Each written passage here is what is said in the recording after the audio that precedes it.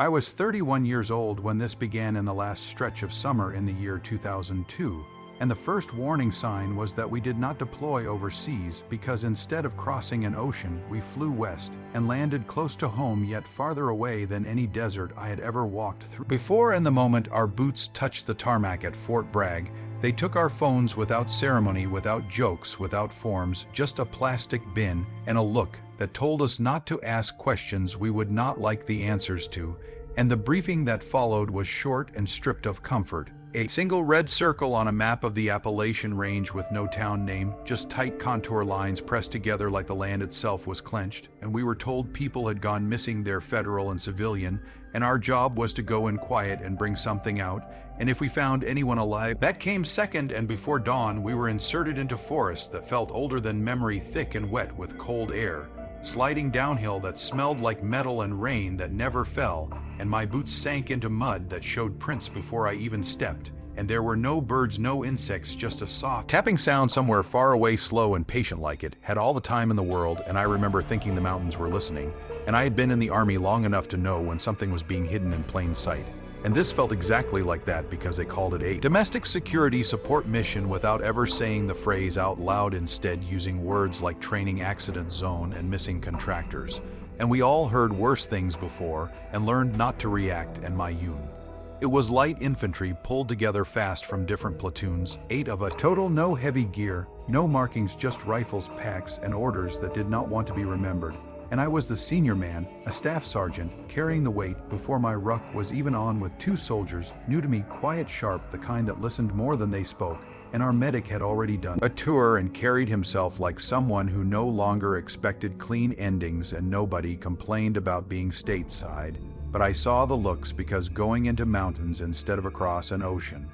felt wrong in a way I could not explain, and the flight in was short and silent with no one sleeping, and through the window I watched long ridges stacked like waves that never broke, and the pilot only spoke to give headings and time. And when we landed, the strip looked unused, but the ground showed signs of heavy weight pressing down and lifting off again many times. And there were no buildings, just a truck with no markings and a man who checked our names off a list without looking up. And we staged there for a full day, which bothered me later, because if this had been urgent, they would have rushed us. But instead, they waited and kept us inside a fenced area at the edge of the forest where no locals came near and no traffic passed. And the woods stood so close it felt like they were leaning in, and at night, when everything settled, I heard that same tapping sound again, soft and even like metal touching stone. And I told myself it was an old line swinging or a loose sign, and I did not tell. The men in the final brief came from a major I had never seen before, who spoke calmly and wasted no words, telling us there was an old underground site ahead, shut down decades ago from the Cold War era, the kind built deep and forgotten once funding dried up, and that a private group had been working there under a contract that no longer existed, and contact had been lost, and we were to locate the site, secure a sealed case stored inside, and leave. And if we found people, we were to assess and extract if possible, and if not, we were to continue. And he said the terrain would be difficult, but did not say why. The maps had been adjusted by hand, and we moved out before first light, inserted by helicopter into a narrow cup between ridges where the rotors faded fast, swallowed by trees, and the ground was damp and cold. And even though summer still held on, the smell hit me right away. Wet pen is old, blood washed thin, and the air felt heavy in my lungs, not thick, just heavy, like breathing took effort it should not have. And we moved slow and careful, following old logging roads that stayed clear where weeds should have taken over. And something had passed through recently, not trucks, no tire mark, just flattened brush and pressed earth. And we found signs of people leaving in a hurry, a house with lights off but food still on the table, a radio humming low in the corner with no station coming through a dog chain, tied to a tree snapped clean with no blood and no tracks leading away. And the forest stayed quiet, not peaceful, just empty. And I could hear our breathing and gear with every step louder than it should have been. And sometimes I thought I heard movement ahead, but when I stopped, it stopped too, and that tapping came back now, and then always far, never close enough to place, keeping a steady pace. And when I slowed my steps, it seemed to slow as well, and I told myself my mind was playing games. And by midday, we reached the ridge marked on the map where a half-fallen fence stood with warning signs that did not match any standard I knew, with symbols worn down and words scratched. Out and beyond it, set into the rock, was a concrete structure like an intake or vent, partially collapsed inward, leaving a dark opening that breathed out cold air. And the smell there was stronger metal and damp stone. And that was when I knew this was not just a search, because someone had been here recently, with fresh locks on old doors, new cables running into ancient concrete power where there should have been none, in a place that was supposed to be dead was being kept alive in one small corner. And I gathered the men and gave simple orders to move in tight, mark our path, keep radio use short, watch each other, and avoid hero moves. And everyone nodded without jokes, because the mountain felt closer now, like it was pressing and waiting to see what we would do next. And we staged outside the opening longer than I liked, as cold air flowed out of that concrete mouth, steady and calm like winter breath. And I checked watches and spacing, and led us in down narrow slick stairs, worn smooth with walls, sweating water that smelled sharp like rust mixed with stone. And our lights cut short tunnels ahead with black beyond that felt thick like it had weight. And the deeper we went, the clearer it became that this place had not been abandoned the way we were told, because some sections were dark and broken, with cables torn out and ceiling tiles fallen and crushed under old boots, while other sections were clean, too clean, with floors swept, handrails wiped, and new locks hanging on doors older than me. And someone had walked these halls recently, knowing exactly which parts mattered. And I kept time and distance in my head, because that is what keeps you steady when things feel wrong. And sound behaved strange down there, with a dropped pebble echoing once and dying too fast, and our footsteps sounding close even when spread out. And the tapping returned faint and direct, like it lived in the walls themselves. And each time I stopped to listen, it stopped with me. And then we found the first bodies in an office space, 2 men in civilian clothes with no wounds, sitting in chairs, heads tilted like they had simply nodded off, skin pale, eyes open, no sign of struggle. And the medic checked them anyway, finding them cold and gone for days. And he said their faces looked calm, but his hands shook when he stood. And I ordered movement, because standing still felt dangerous. And deeper in the lay began to drift, with doors appearing again where they should not, and markings smeared like a wet hand brushed them. And my compass spun near one corridor before settling when we backed away, and I blamed old metal and did not let it show. And we finally reached the wing that still had power, with light humming, clean white over equipment covered but cared for, old machines wired into newer boxes, recording gear, thick cables running into floors and walls. And it was not weapons work, but testing, measuring, listening, with logs missing, pages torn out, hard drives gone, labels scraped away, leaving bones without story. And in a secured room we found the case, heavy lead lined, sealed tight, with markings painted over again, and beside it a field recorder with dates ending recently that I did not play yet because something told me not to. And we also found one living man tied to a chair, thin, tired, not hurt, with eyes that followed us too smoothly. And he breathed slow, and even like he was matching something we could not hear. And when he finally spoke, his voice was calm, too calm. And he said the place reacted to sound, steps, breath, metal, and that if he made the right pattern it answered. And when he hummed under his breath, the tapping answered closer like a reply. And I shut him up and ordered silence, while my skin crawled, and I realized then we were late. And whatever this was meant to stop had already moved forward, and somewhere deeper in the mountain I heard boots that were not ours, measured, confident, coming closer. And that sound settled in my chest before my mind caught up, because it was steady like men who knew the ground would not betray them. And I pulled my team in close and killed most of our lights, while the powered wing behind us cast long shadows, and the tapping grew clearer, matching my heart before slipping out of sync as if testing. And when the men came into view, wearing gear like ours but cleaner, with no patches and faces, calm, rifles low and ready, and not surprised to see us, their leader carrying a folder like this was an office visit, spoke quietly and said their job was done and they would take it from here.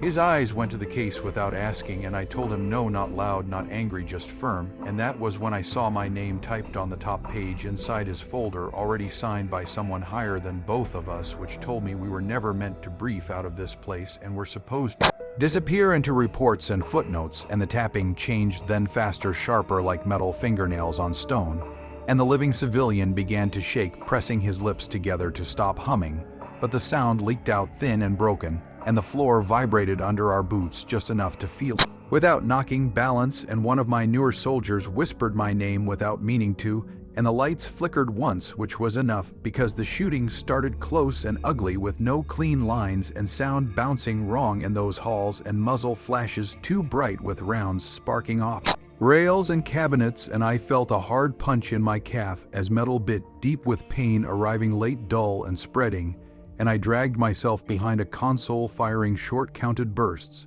while the tapping became pounding everywhere at once inside walls, and inside my head, and men shouted without meaning. Two, and the civilian screamed when vibrations surged and dust fell like dry snow, and one of the other team went down without being hit, dropping with hands over ears, eyes wide like he was seeing something behind his own eyes, and the medic crawled to me, tying off my leg, steady, pale, focused, and I remember thinking how tired he looked, and we broke contact by moving, not by winning, pushing forward, not back, deeper, then up, following emergency arrows that should not still glow, and the hall shifted just enough to confuse with turns feeding us back, past the same broken door, and our markings smeared again, and the compass spun useless, and the tapping slowed, then matched our steps like it was pleased, and one of my men vanished in a straight corridor with no side rooms and no noise one moment. They're then gone, leaving only his rifle warm on the floor, and we searched for seconds that felt like minutes before I forced movement because standing still felt like surrender, and the air smelled sharper metallic,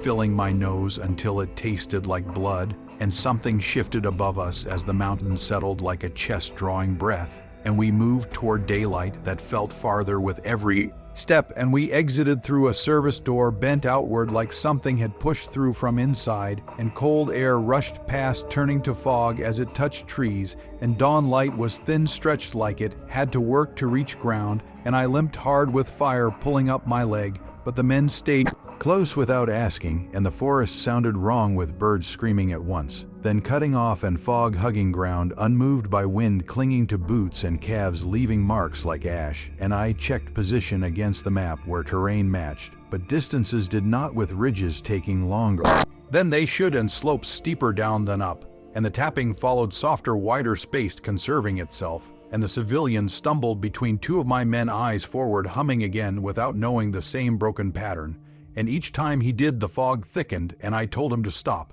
and he tried, jaw shaking, saying the sound helped keep it calm, and I did not ask what it was because I did not want words that would stick and rot, and we heard rotors circling without coming closer, and relief hit, then slipped, and the radio crackled with a voice asking for sit rep in my own voice, same tone, same words I had planned but not spoken, and I shut it off, and my hands shook for the first time, and we pushed to extraction where the ground was torn flat like something massive had landed and lifted, leaving only pressure and no sense, and I popped smoke that fell instead of rising, sinking and vanishing, and the other team stepped from trees, weapons low, ready faces, calm, and their leader told me to hand over the case, and the civilian saying we had done our part, and everything else would be handled. And I looked at my men, one gone underground, one bleeding inside, one staring too long into fog. And I understood that handing it over would not end anything, only move it deeper, quieter. And I made a decision heavier than my rifle, setting charges from our breaching kit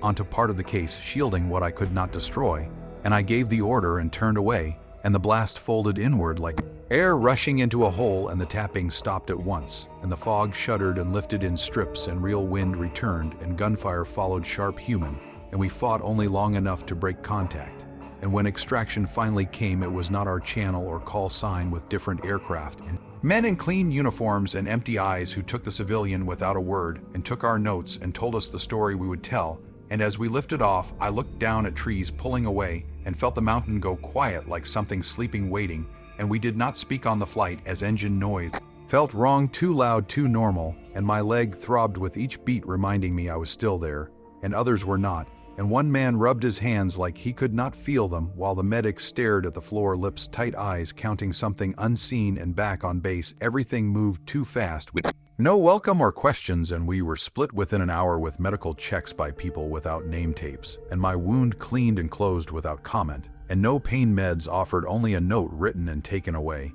And when I asked about my missing soldier, the answer came too quick, listed as training accident, lost in rugged terrain, search suspended, and the word hung like a body in air, and the story we were given was clean, empty, a routine exercise, and underground collapse, equipment failure, memorized, not read, and papers signed with simple consequences, and the tapping did not stop after we left, and I heard it in the quiet room that night, slowing when I held breath, changing when I shifted, and I told myself it was stress, and days passed and weeks. And the unit moved on with a name vanishing, and another marked deceased later with no body, and small things failed to line up with red dust in my boots, smelling of metal, a voicemail that was only breathing with a faint tap behind it, and I tried to bury it in routine. But when things went quiet, I felt pressure under my feet, like memory shifting, and new breaking. The case had only changed the shape, and truth came in pieces. A report left open, a contractor name in acoustic research, old Cold War files still drawing money,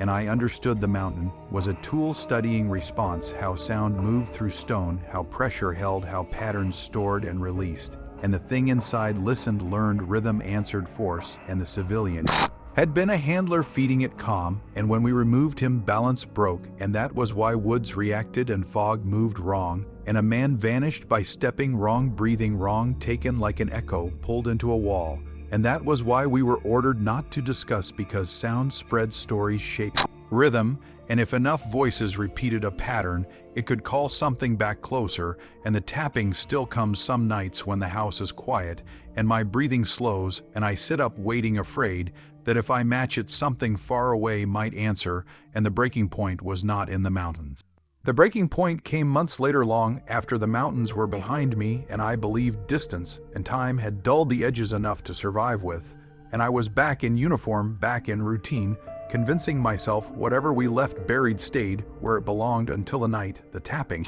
returned, louder than before, not in my head, but inside the walls of my house, starting slow, patient. The same soft metal touch, spaced wide like it had learned restraint, and I sat up in bed holding my breath and felt it slow with me, and when I shifted my weight it answered back, and my chest tightened. In a way training never prepared me for, because fear in combat is sharp and brief. But this was steady, observant waiting, and in the days that followed, small things began to stack on top of each other like evidence that did not want to be ignored, with my radio at work hissing static that carried rhythm too deliberate to be random, and a floor drain in the motor pool vibrating when trucks passed, matching their cadence too closely. And when I reached out to our medic, he stopped answering messages, and when I finally tracked him down, he looked thinner, older, like time had taken more from him than it should, and he told me he could not sleep anymore, because when everything went quiet, his heart felt like it was not fully inside his chest, like something else was keeping time for it. And that was when the truth settled into me, heavy and unavoidable, that destroying part of the case had not ended anything, and had only triggered the next phase, and whatever had been stored in that mountain had learned enough to persist without it, not free, not hunting, but echoing through systems already built to carry sound and pressure without question. Pipes, tunnels, foundations, places designed to transmit vibration, and I requested leave and drove west without filing a plan, telling myself I needed to see proof that it was over, that the mountain was quiet again. And the closer I got, the stronger the smell became, wet metal, cold stone, sitting in the back of my throat like a warning even miles away. And the road into the area was blocked, officially closed for environmental reasons, and I parked and walked with my leg aching where shrapnel had lived, pain blooming with each step, like it remembered the place. And the forest felt wrong again, with low-hanging fog despite clear skies, and the tapping returned clearer now, leading me uphill like it knew I was coming. And by dusk I reached the ridge where the fence was gone, torn down, dragged away, and the concrete intake stood open wider than before, with fresh broken edges and cold air pouring out like breath. And I stood there listening, realizing the sound inside was layered, old patterns and new footsteps, radio clicks, breathing that sounded too much like my own. And it hit me then that the mistake was thinking this was something to escape, because it was not hunting us, it was learning us, replaying every sound, every movement, testing, adjusting, calling for more. And I stepped inside again, because I knew what would happen if someone else did. And the deeper I went, the stronger the response became, with dust falling, walls humming, tapping turning into full rhythm that shook my teeth, and I moved slow, controlling breath-breaking patterns on purpose. And when I reached the chamber where we had set charges months before, I felt something that had grown, not a shape, not a body, just pressure, space, bent inward, holding sound like a clenched fist. And I stayed still, because stillness felt like the only weapon left, with air pressing, cold, heavy, carrying that same metallic smell and every small movement sending ripples like sound across water, and I could feel it noticing me, not seeing but sensing, and I slowed my breathing until my chest barely moved, and the tapping softened, stretched, uncertain, because it wanted rhythm, order, and I remembered the civilian humming, not controlling but feeding just enough to keep it calm, and we had taken that away, and I understood force would not finish this because breaking things only made it louder elsewhere, and I pulled the recorder from my pack, the one we shielded from the blast months earlier that I had kept without telling anyone, and my hand shook as I powered it on, and the room reacted instantly with pressure building, dust lifting, hanging like it forgot how to fall, and I did not play sound first, but silence, a clean break, and the tapping stumbled. And then I fed it noise wrong. Noise, broken timing, footsteps stopping mid-beat, breathing, skipping, dragging, radio static cut uneven, and the wall shuddered, pressure flexing inward then outward like lungs that could not decide how to breathe, and pain flared up my leg and spine as sound widened, filling every corner until my head felt ready to split, and then something changed with rhythm collapsing, tapping losing place, and the chamber sagging slightly like something letting go and knowing time was short. I set remaining charges where pressure felt strongest, not to destroy but fracture, scatter what had been held too long, and I armed them, backing away, slow breaking pattern with every step. And when the blast came, it was not violent, but a deep inward pull followed by rushing air that knocked me flat, drove breath from my lungs. And when I woke, I was outside with dawn light filtering through trees, finally moving with the wind. Birds calling, uncertain then steady, and the smell gone and ears ringing, but under it real quiet, the kind that does not watch. And I limped down the ridge without looking back, with no aircraft, no clean uniformed men waiting, and the mountain stayed still behind me like a scar, finally closed, not healed, but sealed enough to leave alone. And I reported nothing because there was no one left who would hear it right, and over weeks, then months, the tapping faded, though it still comes very soft when the world goes silent, and my breathing slows too much. And when it does, I change rhythm, move, reminded I am not part of its pattern anymore, and the army eventually let me go, medical reasons, old injury, stress, and they were not wrong, and I built a life loud enough to keep echoes away, never returning to those mountains, because some things are not meant to be studied or stored, and only want to listen, and if they learn you too well, they never forget. And life did not snap back into place, but eased slow, uneven like a joint relearning movement after set wrong. And I turned in my gear months later with paperwork listing chronic pain, sleep disorder, adjustment, issues all true but incomplete. And no one asked detailed questions, and I moved into a place with thin walls and constant noise, traffic, dogs, distant trains, because silence had become something I did not trust. And I kept fans and radios running to break stillness before it broke me, and the men scattered, one transferred, one took overseas work. The medic checked in once, saying he was better without explaining, and I did not ask, and one name stayed with me, the soldier who vanished, whose family received careful language and folded flag, and I noticed signs. The operation was not erased entirely, programs shut down, budgets zeroed, company dissolving, reforming, and it felt less like victory than a pause agreed upon by people unwilling to push luck. And my leg healed wrong, cold, waking it, carrying memory, smell returning, faint, wet metal, stone. And I stand, move, change, breathing until my body remembers where it is. And I never spoke about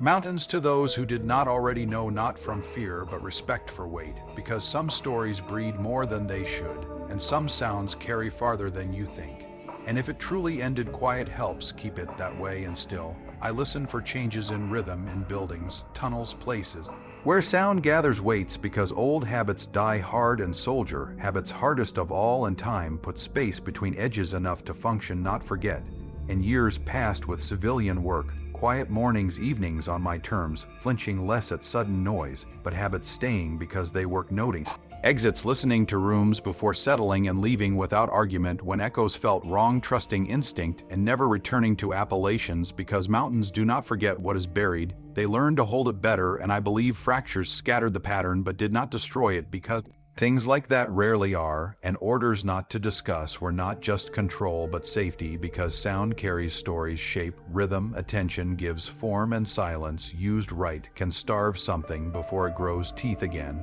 And I live normal as possible, sleeping with noise, breathing uneven at night, Not humming, not tapping, not falling into clean patterns. And if this ever reaches someone else, enough time has passed that it may not matter, or maybe it does, but this is all I will say: the operation was real, the order was real, and the reason was fear of being heard, not public panic. And I am older now, and how I measure quiet, how I listen to spaces before trusting them. And the army taught me many things, but that operation taught the most lasting lesson: that not everything dangerous moves fast or looks hostile. Some threats wait, listen, learn you by how you move, and I do not think of the mountains every day anymore. And when the world goes too quiet and patterns line up clean and sound settles steady, patient, I break it, shift weight, clear throat, turn on light, small human acts, because some places respond when noticed, and listening is not always passive, sometimes it is invitation.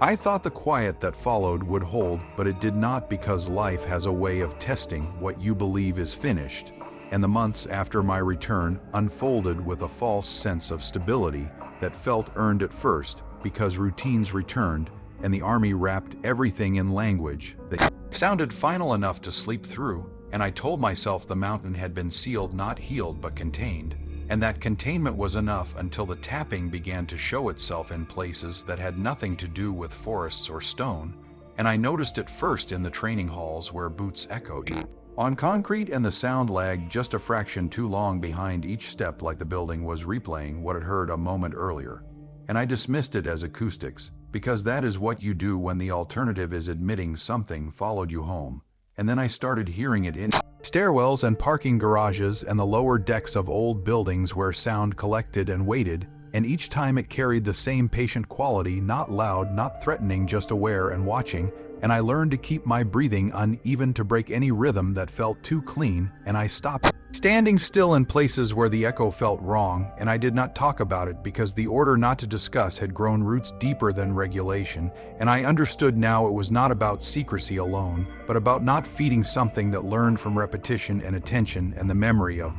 other team lingered with me, the men with clean gear and empty eyes, who arrived like they had always known how it would end. And sometimes I wondered if they were still out there doing what they did, stepping into places meant to stay sealed and carrying away pieces that never wanted to be moved. And that thought stayed with me longer than it should have, and my leg continued to ache in ways doctors could not explain fully, because some pain is not just damage, but memory, and cold weather brought the smell back, faint and sharp, wet metal and stone. And when it did, I found myself scanning rooms for exits without thinking, counting steps, listening to how sound behaved before settling, and these habits made me good at surviving civilian life, but bad at resting, and sleep became a negotiation where silence felt dangerous and noise felt like armor, and I kept radios, fans, anything that could disrupt stillness. And when dreams came, they were not images but sensations, pressure, breath, timing, and I would wake with my heart racing,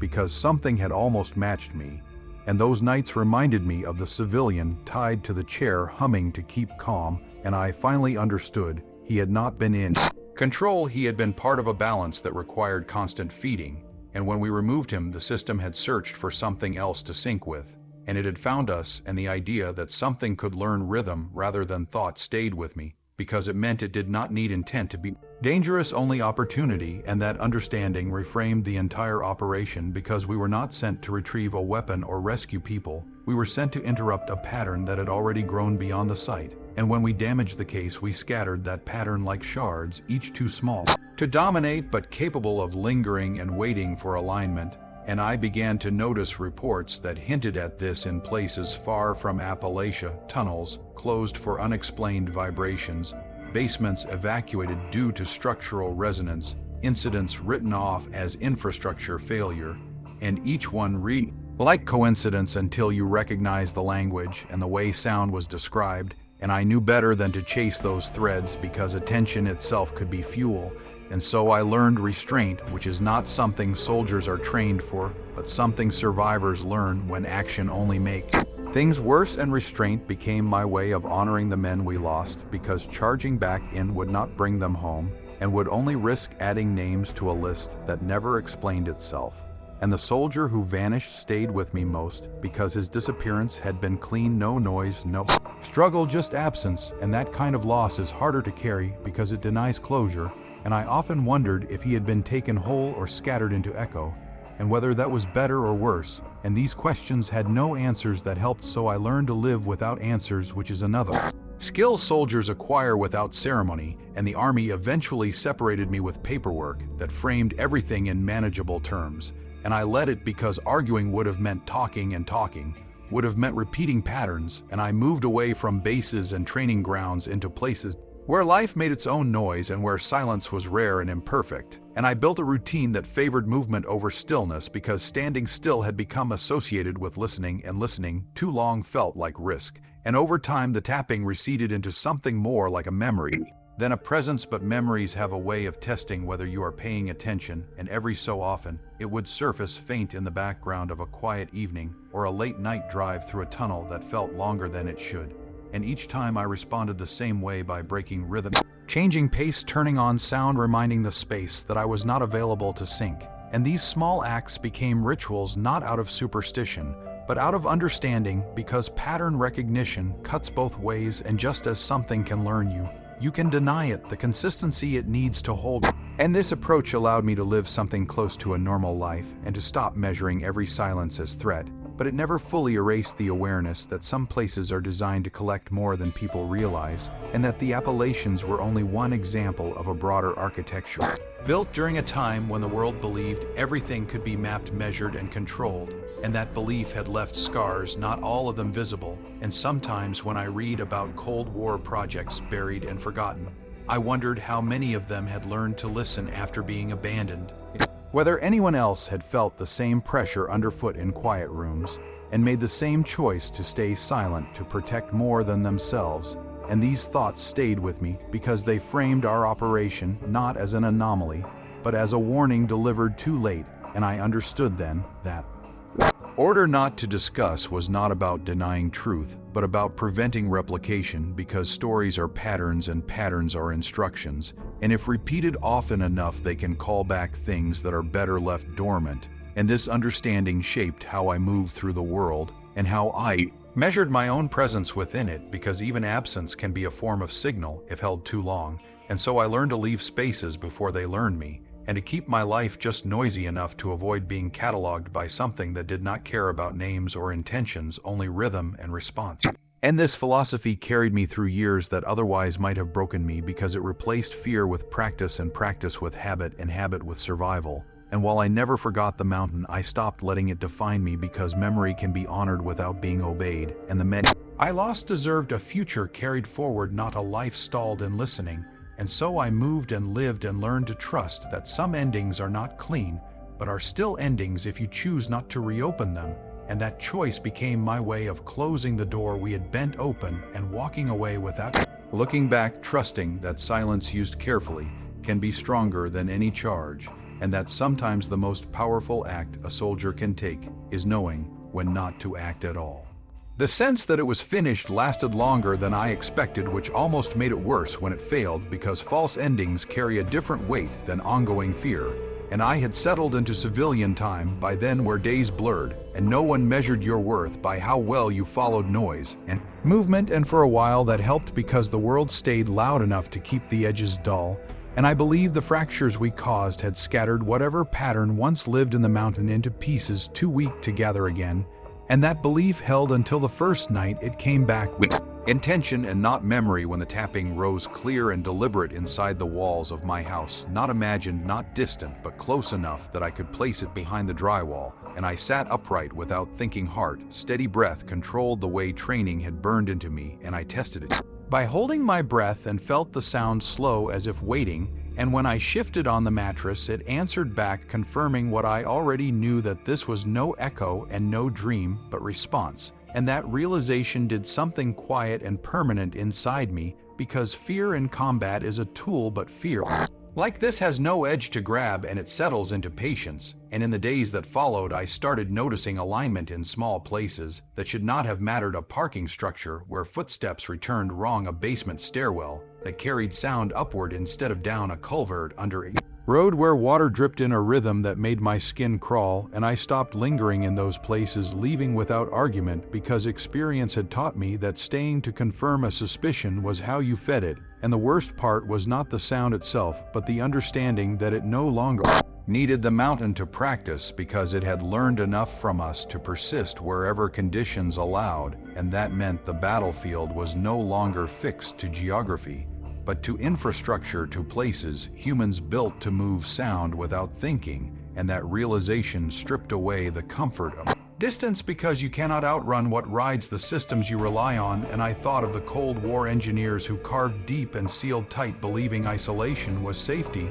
and how they never considered that listening could be reciprocal, and that memory can be stored without consciousness and released without intent, and that oversight felt heavier than malice, because it meant no one was really in control, and that control had been an illusion propped up by routine and denial. And I started connecting dots I had avoided before, reports buried in local news about unexplained vibrations in municipal tunnels, subways shut down for resonance testing, basements evacuated after structural harmonics caused walls to crack, and each article used language that sounded neutral but felt familiar to anyone who had stood in that wing underground and listened to walls breathe. And I resisted the urge to investigate, because I understood now that attention itself could be an offering, and instead I focused on staying unpredictable, breaking my own routines, varying routes, changing cadence, keeping sound messy enough that nothing could settle. And that approach worked until it did not, because some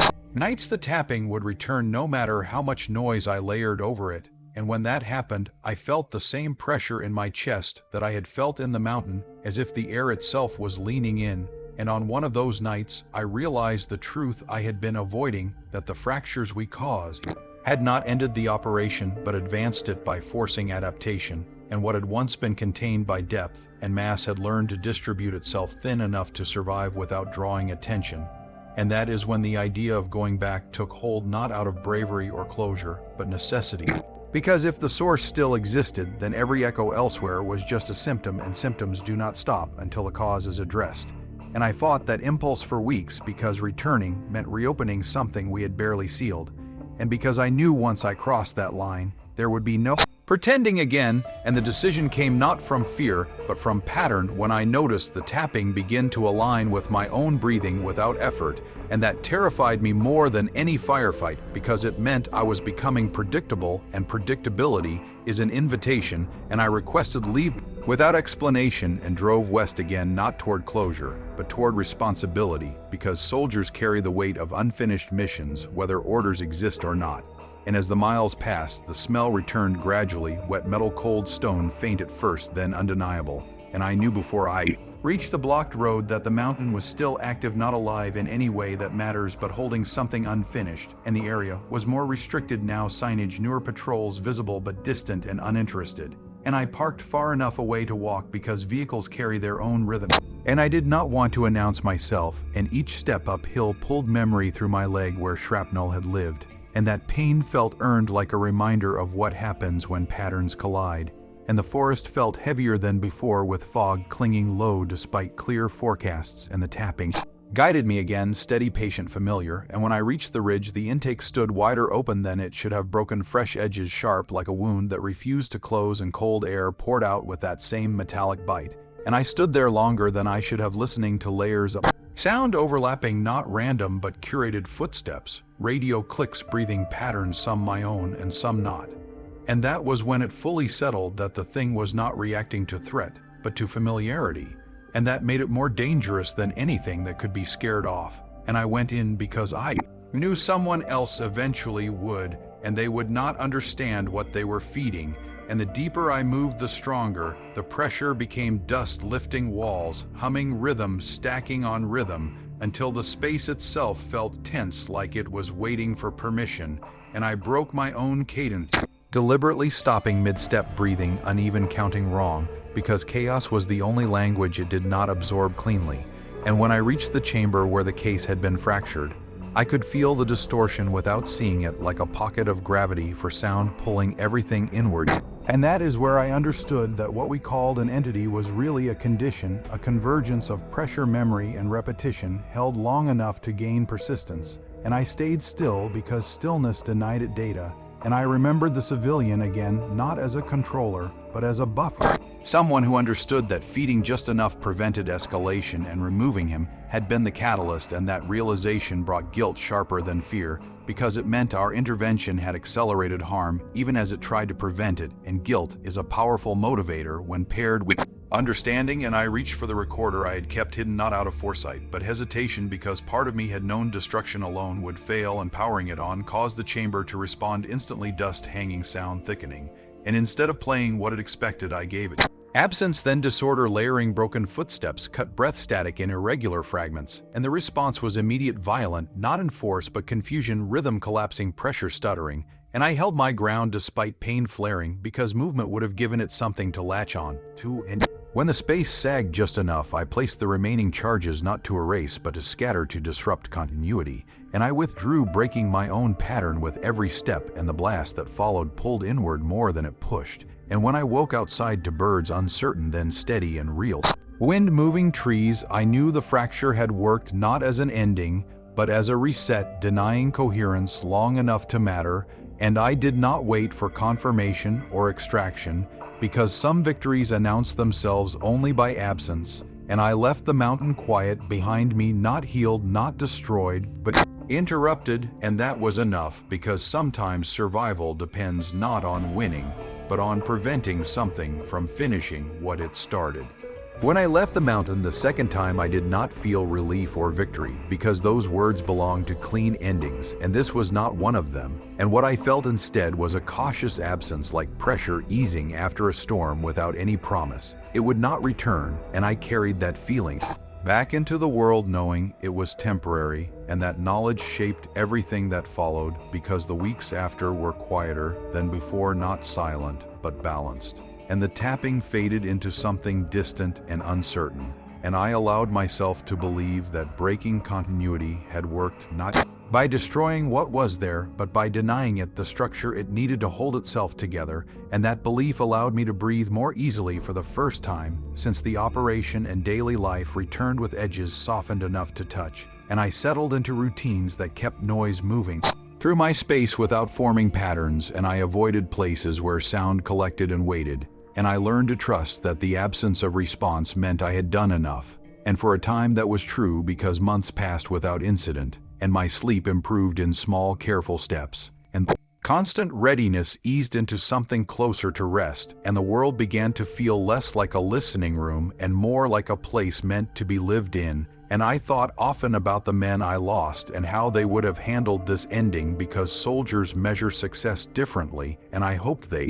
would have understood that sometimes the best outcome is leaving something unfinished, so it cannot finish you. And I believed that scattering the pattern had forced whatever condition existed into dormancy, not gone but unfocused and unable to gather momentum. And that belief carried me through long stretches of normalcy, until I noticed the subtle signs that told me it was not over but changing. And those signs did not announce themselves with sound at first, but with absence, because places that once carried noise felt dull and flat, as if something had moved through and taken the resonance with it, and tunnels that once hummed felt empty, and that emptiness unsettled me more than noise ever had, because it suggested relocation rather than resolution. And I began to understand that denial of structure does not eliminate persistence, it encourages migration, and that realization reframed everything again, because it meant the fractures had worked locally, but the condition itself was not bound to one site, and had likely been distributed across multiple nodes during decades of experimentation and abandonment. And the Appalachians had simply been one anchor among many, and that thought carried weight, because it meant the operation had never been about one mountain, but about a network built over time by people who believed they were studying harmless phenomena. And I considered reaching out to others who might understand, but stopped, because shared understanding can become shared pattern, and pattern is the enemy when dealing with something that learns through repetition. And instead I focused on containment through obscurity, living a life unremarkable enough to avoid drawing attention, and keeping my movements irregular enough to deny any stable rhythm. And this approach worked better than expected, because years passed without escalation, and the tapping receded into memory, and I allowed myself to believe that time itself was a factor because patterns decay when not reinforced, and entropy favors disorder, and disorder was my ally, and I built my days around the principle, choosing unpredictability over comfort and noise over silence, and I watched as programs quietly disappeared from budgets and research initiatives, shifted focus, and facilities closed under environmental reviews and structural audits, and these changes suggested that someone else had reached similar conclusions and chosen the same path of quiet dismantling rather than confrontation, and that alignment gave me cautious hope because it meant the burden was not mine alone, and that perhaps the system that created the problem was slowly dismantling itself under the weight of its own unintended consequences, and that hope lasted until the night I felt the pressure again, not as sound, but as timing, because I woke from sleep with my breathing perfectly matched to something outside my awareness. And the moment I realized it, the alignment broke and the pressure vanished. And that moment told me everything I needed to know, that the condition still existed and was capable of re-engaging when circumstances allowed, and that my survival depended on continued vigilance rather than belief in finality. And I accepted that, because acceptance is not surrender but adaptation. And adaptation has always been the true skill of soldiers, and from that point forward I stopped waiting for an ending and instead focused on maintaining imbalance, because imbalance denied coherence, and coherence was the only thing the condition required to act. And this strategy demanded constant awareness, but it was manageable because it turned fear into practice, and practice into habit, and habit into something close to peace. And I learned to live with the knowledge that some threats do not resolve but recede, and that keeping them at bay is an ongoing responsibility rather than a singular act. And this understanding changed how I measured my life, because success was no longer defined by closure, but by continuity of absence, and absence became the metric I trusted most. And I measured it in quiet nights without pressure, and days without resonance, and spaces that felt neutral rather than charged. And when those conditions held, I knew I was doing something right. And when they did not, I adjusted and moved and broke pattern until balance returned. And this way of living did not feel like a burden, because it was simply an extension of skills learned long ago applied to a different battlefield. And the battlefield now was everywhere humans built spaces for sound to move and gather. And my role was not to fight, but to disrupt. And that role suited me because it required patience rather than force, and awareness rather than aggression. And I carried it quietly without recognition,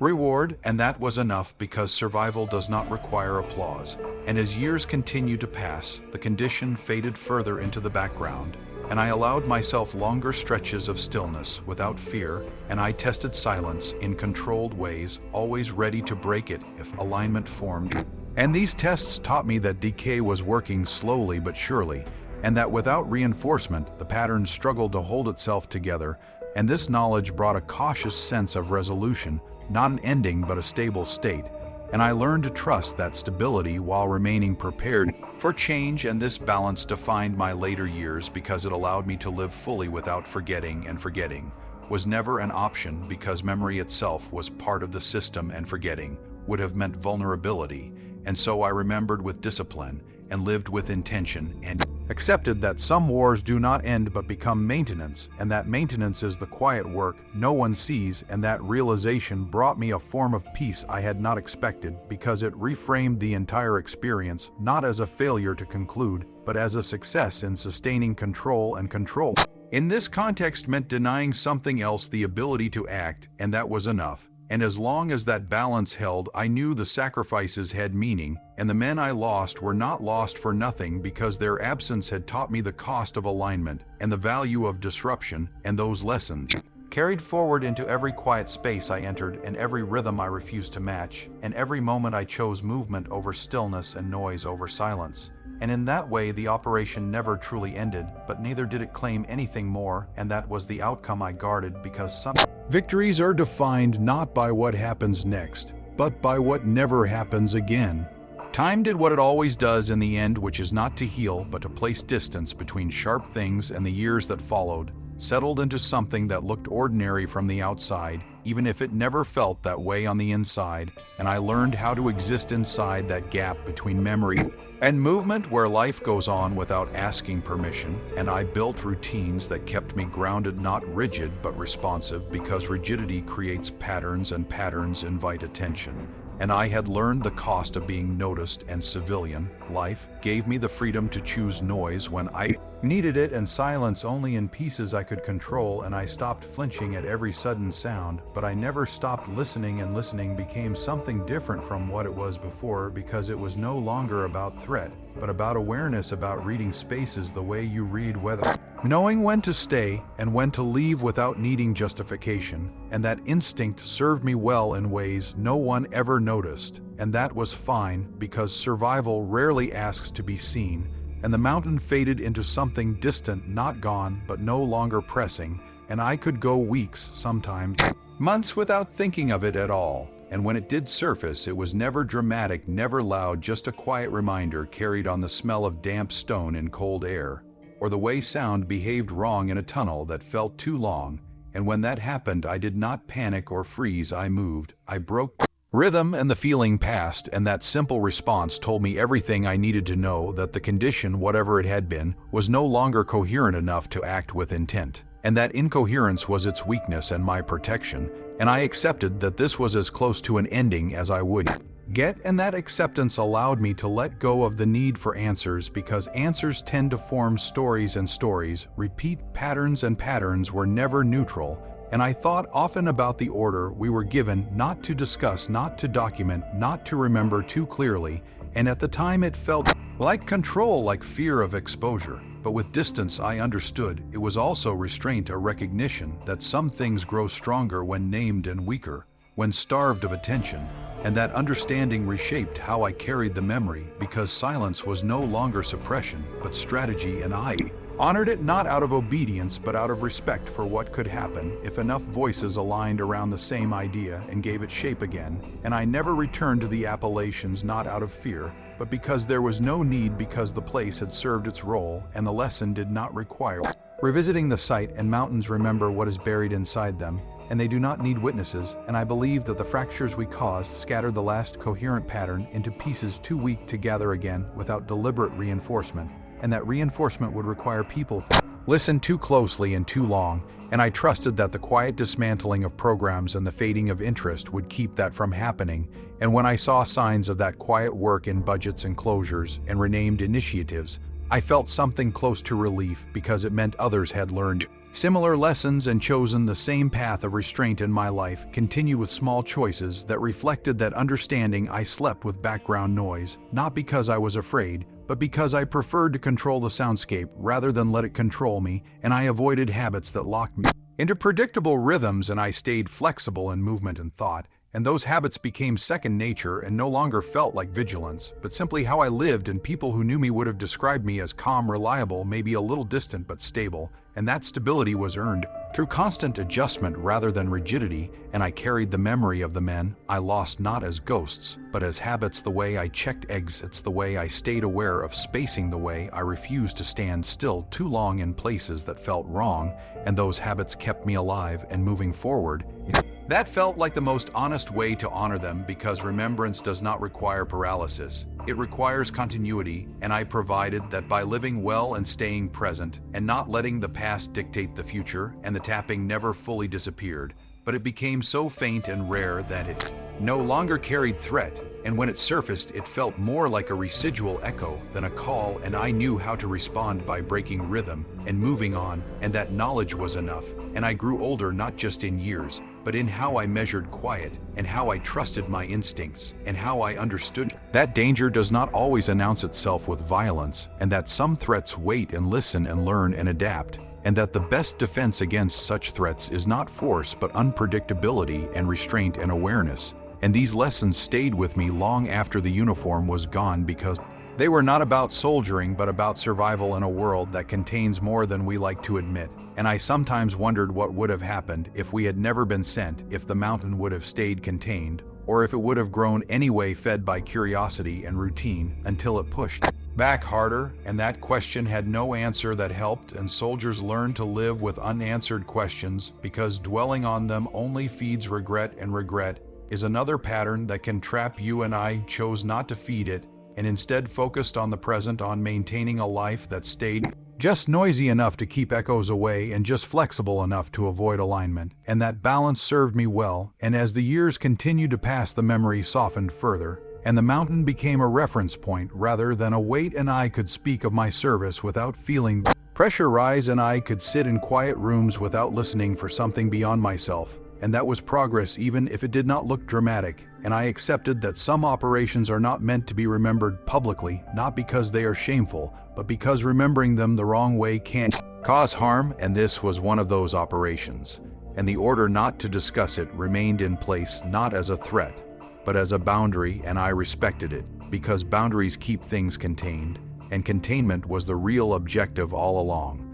And if this account ever reaches anyone else, it will be because enough time has passed and enough distance exists that the pattern cannot reform, and even then the details will remain incomplete, because completeness invites replication, and replication invites response, and response is what we worked so hard to prevent. And I share this not as a confession or a warning meant to inspire, but as a quiet acknowledgement that some places and some operations exist at the edge of understanding, and that encountering them changes you in ways that cannot be undone, and that the only way forward is to adapt and live and refuse to become part of a pattern that does not serve you. And I am older now in how I listen and how I move and how I choose silence and sound, and I do not think about the mountain every day anymore. And when I do, it is without fear, and that tells me everything I need to know, because fear would mean alignment, and alignment would mean vulnerability, and I have learned better than that, and I will continue to live that way, breaking rhythm when needed, moving when stillness feels wrong, choosing small human acts that assert presence without offering pattern. And that is how I will carry the rest of my years, not haunted, but informed, not broken, but adjusted, and always aware that listening is never passive, and that sometimes the safest choice is to stop listening and walk away before something decides to answer. If this account unsettled you, then it did its job, because some operations were never meant to be remembered loudly, only survived quietly. What happened in those mountains was not about monsters or myths, but about what listens back when we assume we are alone. Stay aware, stay unpredictable, and never trust a silence that feels too patient. If you want more classified war stories and psychological military horrors that were buried for a reason, subscribe to Captain Rebel now. Watch the next story on your screen, and remember, some battles do not end when the shooting stops.